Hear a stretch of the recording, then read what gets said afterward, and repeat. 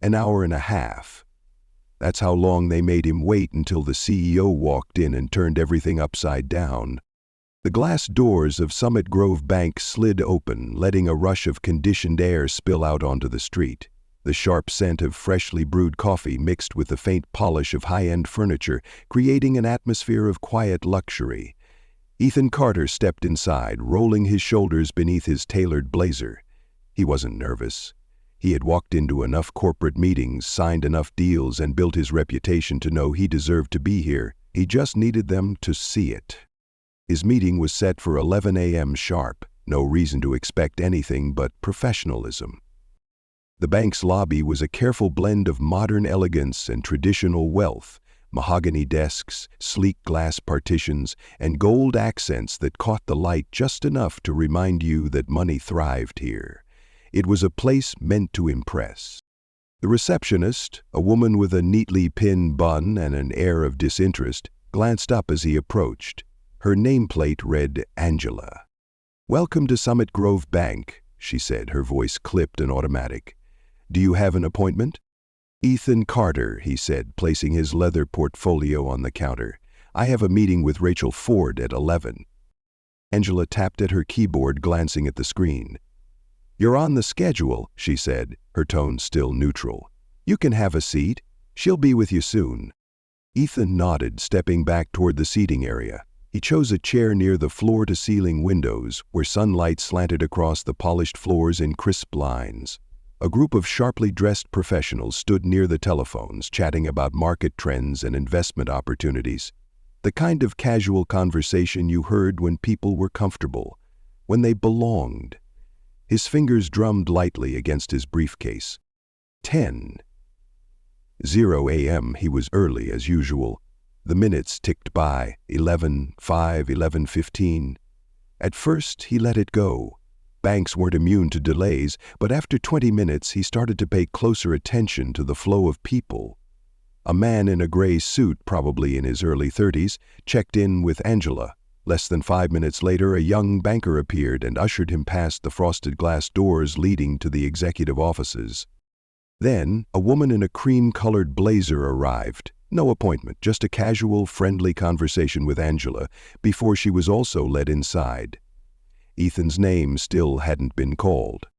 He checked his watch again, 11:30 a.m. Something was off. His fingers tapped lightly against his briefcase as he observed people come and go. Some entered with the confidence of knowing they belonged, easy smiles, familiar nods, handshakes exchanged with the staff. Others, like him, sat patiently, waiting for their turn. The difference?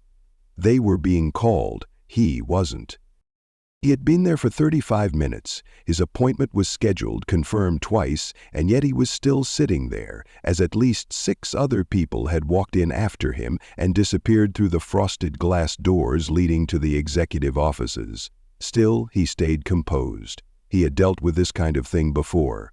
Subtle, unspoken barriers, the kind people could easily deny. "Oh, we didn't mean to keep you waiting. It must have been a scheduling mix-up. So sorry about that. You know how busy we get." Excuses wrapped in politeness. He stood, keeping his expression neutral, and walked back to the front desk. Angela glanced up, the same impassive look on her face. "Excuse me," Ethan said, his tone calm but firm. "Has Rachel Ford been made aware that I'm waiting?" Angela let out a short breath, like she had been interrupted mid-thought.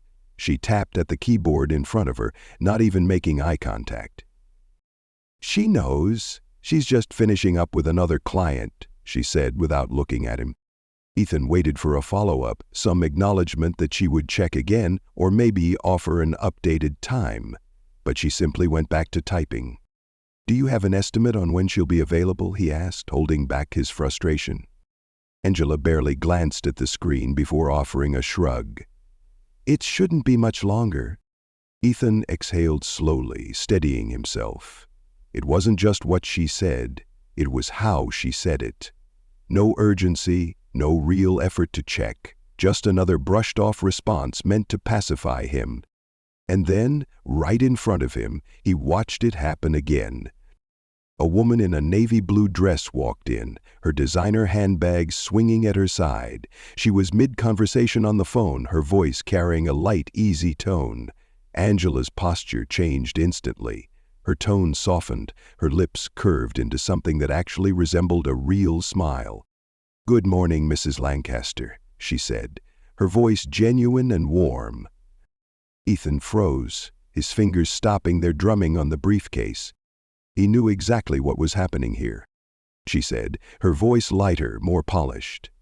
The woman gave a polite nod and barely had to pause before a young banker appeared at her side, ushering her toward the back offices. No waiting, no questions, no being told soon. Ethan Carter let out a slow breath. He had been here for almost an hour. She had been here for less than a minute. He turned back to Angela. "So, do appointments matter here, or is it just first come, first served?"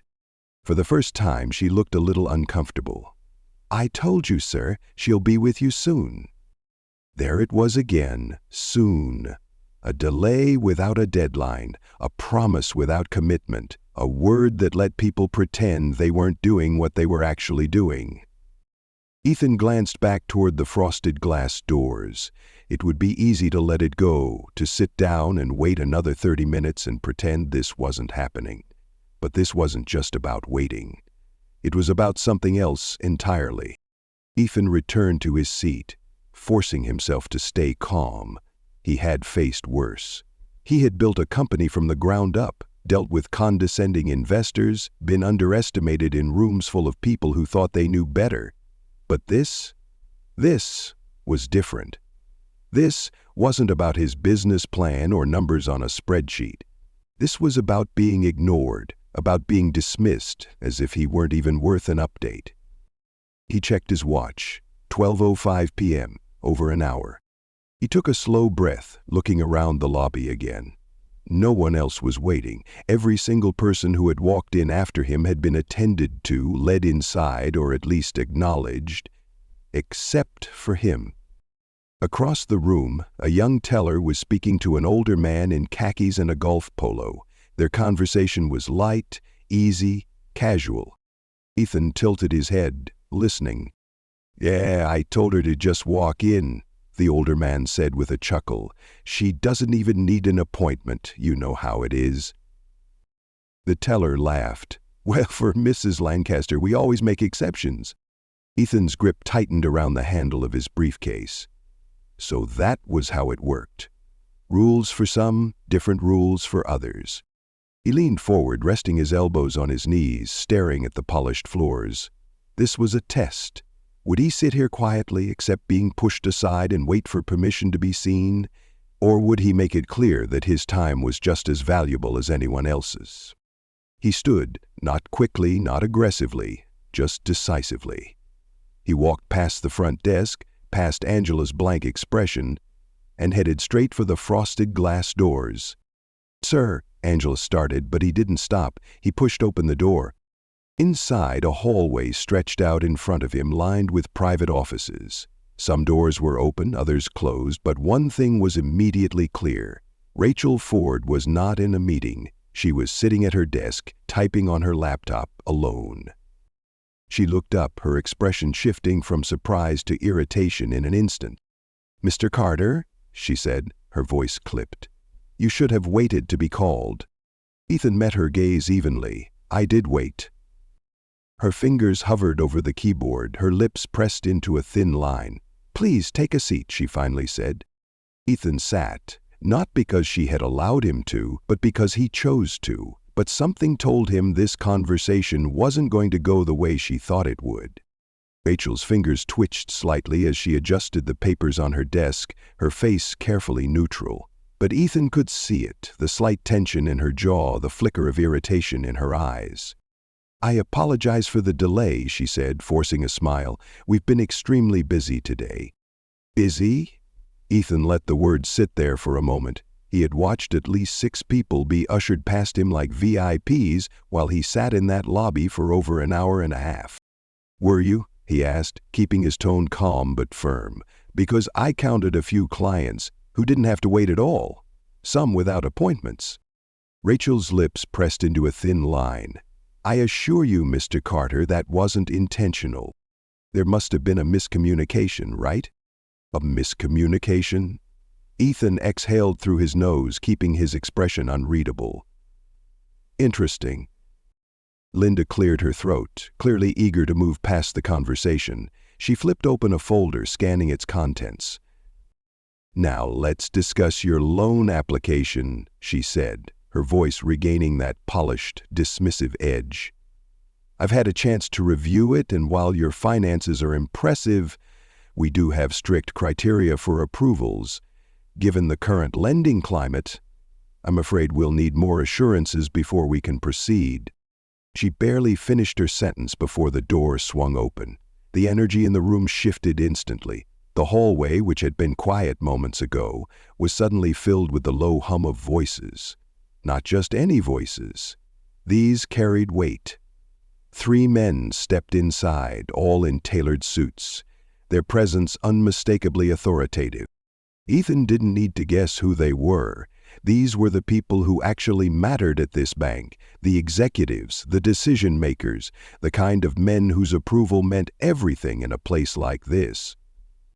At the front of them was a familiar face, Edward Langford, CEO of Highland Crest Bank, and a man who very much knew who Ethan was. Edward's sharp eyes swept the room before landing on Ethan. His face lit up with recognition. "Ethan?" he said, breaking into a smile. "What the hell are you doing here?" Linda froze. Ethan stood, shaking Edward's hand firmly. "Hey, Edward, been a while." "It has," Edward clapped him on the shoulder. "You still running Bennett Strategies? Still growing it?" "I am," Ethan replied smoothly. Linda stared between them, her fingers tightening around the folder in front of her. Edward turned, his easy smile fading as he looked at her. "How long has Ethan been waiting?" Silence. Linda opened her mouth, but no words came out. Ethan didn't answer right away. He let it sit, let the weight of it settle over her, over the entire room. "About an hour and a half," he said finally. Edward's face didn't change much, not in any dramatic way, but Ethan saw the way his jaw ticked slightly. "An hour and a half?" Edward repeated, his tone deceptively light. "You had Ethan Bennett waiting for an hour and a half?" Linda scrambled for words. There was a scheduling issue. Edward didn't even look at her. His attention was still on Ethan. "You should have called me directly," he said. "I would have made sure you were taken care of." Ethan offered a small, knowing smile. "Didn't think I needed to." Edward exhaled, shaking his head. He turned to Linda, his smile now completely gone. "Linda," he said, his voice calm but final, "step outside for a moment." Linda's face was now a shade paler than before, her hands tightening into fists before she unclenched them. "Of course," she said, standing quickly and exiting without another word. The moment the door clicked shut, Edward turned back to Ethan, shaking his head again. "I don't know what happened," he said, "but I guarantee it won't happen again." Ethan didn't say anything right away. He didn't need to, because the damage had already been done. The door clicked shut behind Linda, but the tension in the room lingered. Edward let out a slow breath, shaking his head as he took a seat across from Ethan. The other 2 executives stood nearby, exchanging glances but saying nothing. "This isn't how we do things here," Edward said finally, his tone steady but clipped. Ethan tilted his head slightly. "Seems like it is." Edward let that sit for a second. He didn't argue. He didn't try to make excuses, because men like him, men who sat at the top, knew when something had gone wrong, and right now he was calculating exactly how big of a problem this was. Ethan wasn't just some walk-in client. He had built a multi-million-dollar consulting firm from the ground up. His reputation carried weight in business circles. He knew people who trusted his word. And now he had a story. Richard sat back in his chair, steepling his fingers. "Tell me what happened." Ethan didn't sugarcoat it. He told him everything, the appointment, the wait, watching others get taken in before him. He told him about Melissa's dismissive attitude, Linda's indifference, and the way she tried to brush him off like he was just another name on a list. Richard didn't interrupt. The other two executives listened just as intently. When Ethan finished, the silence stretched for a moment. Then Richard exhaled. "I appreciate you telling me," he said. "And I'll be honest, I'm pissed." Ethan leaned back slightly. "Why?" Richard let out a short, humorless chuckle. "Because this is the kind of thing that wrecks reputations. We've worked too damn hard to build this institution's credibility, and now I have to clean up a mess I didn't even know existed." He turned to one of the executives. "Make sure Linda is off the floor immediately. We'll have a conversation later." The man nodded and stepped out without another word. Richard turned back to Ethan. "That loan application you submitted, I assume it was solid?" Ethan tapped his briefcase. "See for yourself." Richard took the folder and flipped through it. He barely made it through the first few pages before shaking his head. This shouldn't have even been a question. Another glance at one of the remaining executives. "Fast track it. I want an approval on my desk by end of day." Ethan raised an eyebrow. "Just like that?" Richard met his gaze. "You should have had it 2 hours ago. I'm fixing the mistake." Ethan considered that. This wasn't about generosity. It wasn't about making things right. It was about control, about damage, about ensuring that the story stopped here in this office before it bled into places Richard didn't want it to reach. Ethan understood that game better than anyone. Still, he wasn't about to let Richard off that easy. "I'll accept the approval," Ethan said, standing, "but fixing this for me doesn't fix the real issue." Richard's expression didn't change, but something in his eyes flickered. "We'll be having a long conversation about that," he said. Ethan grabbed his briefcase, nodding once before heading toward the door. But before he left, he made sure to meet Melissa's gaze one last time. She didn't look nearly as confident now.